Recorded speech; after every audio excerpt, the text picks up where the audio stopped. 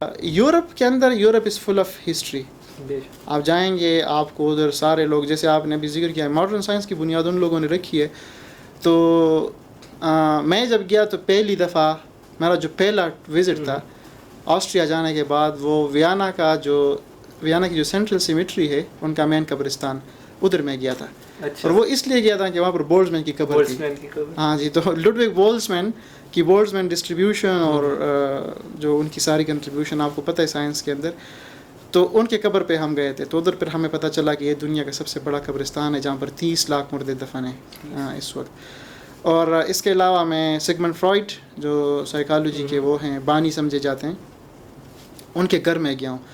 وہ 45 سال رہے تھے, پہلے ویانا یونیورسٹی میں پڑھے تھے, پھر ادھر پروفیسر تھے, اور پھر انہوں نے ادھر کلینک کھولا تھا. تو ان کی بہن بھی سائیکالوجسٹ تھی اور وہ بھی تھے. تو اب جو ان کا گھر ہے اس کو انہوں نے پریزرو کر کے ایک ٹورسٹ اسپاٹ بنا دیا اور اس کو ایک یادگار کے طور پر رکھ لیا. تو ان کے گھر اور گھر کے سامنے ان کے کلینک کا وزٹ کیا تھا. تو وہ ایک لرننگ اپرچونیٹی تھی, کیونکہ مجھے اتنا سائیکالوجی کے بارے میں نہیں تھا پتہ, لیکن ان کی جو کتابیں ہیں, ان کی جو ڈائریز تھیں, وہ ساری انہوں نے پریزرو کر کے ادھر رکھی ہوئی تھیں, ڈسپلے کی ہوئی تھیں. تو ادھر جا کے ہم پڑھتے تھے کہ اچھا ان کی تو یہ کنٹریبیوشن, انہوں نے کیٹیگرائزیشن کی ہے, ایگو سپر ایگو کی.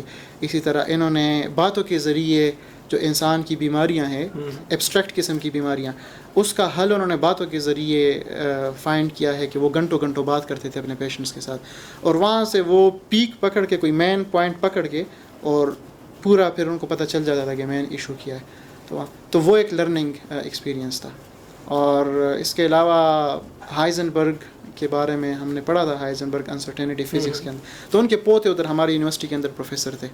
تو ان کو دیکھ کے بڑا ہم کہتے تھے کہ ان کے دادا کی کنٹریبیوشن ہے, اور وہ ان کا سلسلہ ابھی تک چل رہا ہے خاندان کے اندر, کہ وہ سائنس کے اندر ابھی تک ان کے یعنی سائنٹسٹ موجود ہیں ان کے خاندان میں. وہ ان کا پوتا ہے, سگا پوتا ہے, کارل فلپ ہائزنبرگ نام ہے. اچھا. تو کارل فلپ ہائزنبرگ ادھر نیورو سائنس کے پروفیسر ہے, اور وہ سگے پوتے ہیں ہائزنبرگ کے اپنے. تو وہ IST آسٹریا میں نیورو سائنس کے فل پروفیسر ہیں. ان کے پاس کوئی ایڈمنسٹریٹو رول نہیں ہے, کیونکہ وہاں پر لوگ کوشش کرتے ہیں کہ ایڈمنسٹریٹو رول سے ہٹ کے ریسرچ کے اوپر فوکس رہیں. تو یہ ساری ادھر انوائرمنٹ ظاہری. پھر آپ نے بڑے سارے نام سنے ہیں کہ ہٹلر وہاں کا تھا, آسٹرین تھا بیسیکلی.